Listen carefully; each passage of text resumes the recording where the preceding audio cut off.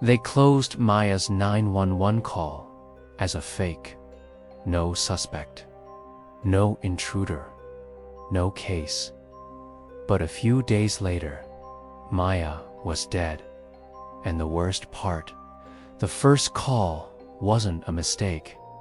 It was a test, a rehearsal, and whoever did it learned exactly how far they could go.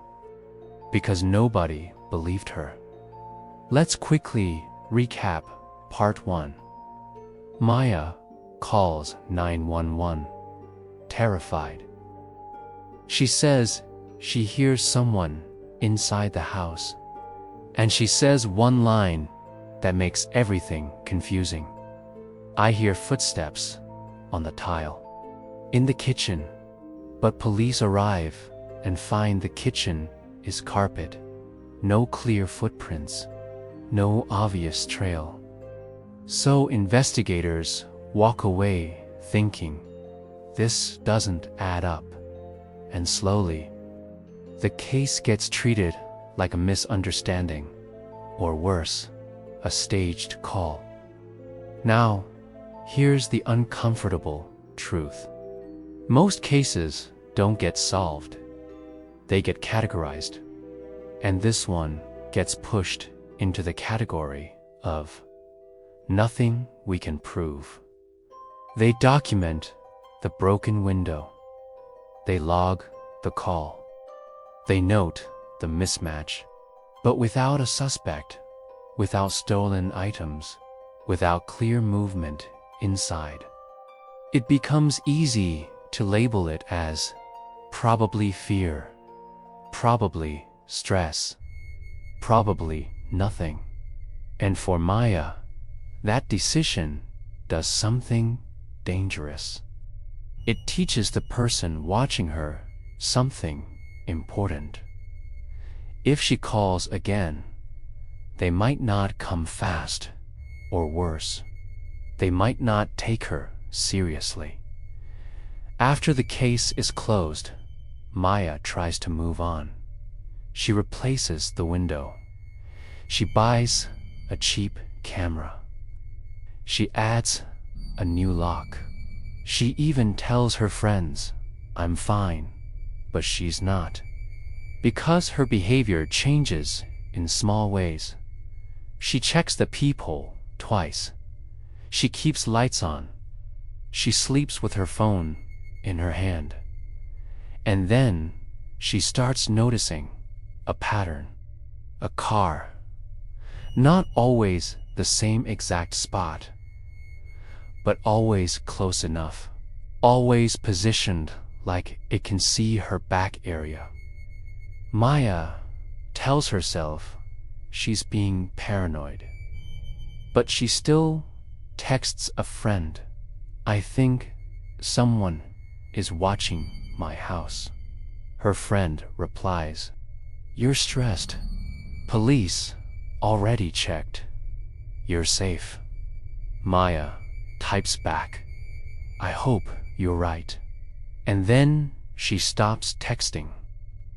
Because when people don't believe you, eventually you stop explaining. 2 nights later, Maya notices something that sounds tiny, but isn't. Her back gate is slightly open. Not wide open. Not broken. Just not the way she left it. She closes it. Then she notices something else. The new camera she installed is angled slightly away, like someone touched it.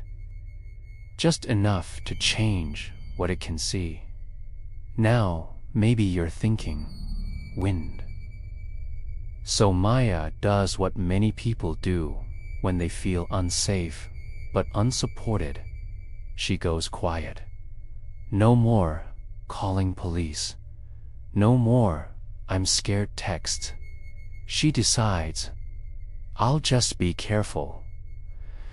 And that decision tragically sets up the next part. 5 days after the original 911 call, Maya doesn't show up to work. No reply. No calls back. Her phone goes to voicemail. A coworker tries again. Nothing. So a friend drives to her house. From outside, everything looks normal. No broken window. No smashed door. No drama. But the front door is unlocked. The friend feels that cold warning in your stomach. They step inside. They call her name. Silence. They leave. And they call 911. Police arrive. They enter. And they find Maya dead. No gore details. Just the fact. The fake call case just became a homicide. And now, every single detail from part 1 matters again. Especially the line, "Everyone dismissed." Footsteps on tile. This time, investigators don't treat Maya like she's overreacting. Now they treat the house like a puzzle. They go back to the original photos. The broken window, the glass spread, the lack of trail. And they finally asked the right question. What if the first night wasn't the attack? What if it was the test? Because testing looks exactly like what happened in part 1. A forced window. A quick entry attempt. Minimal movement. No theft. No mess.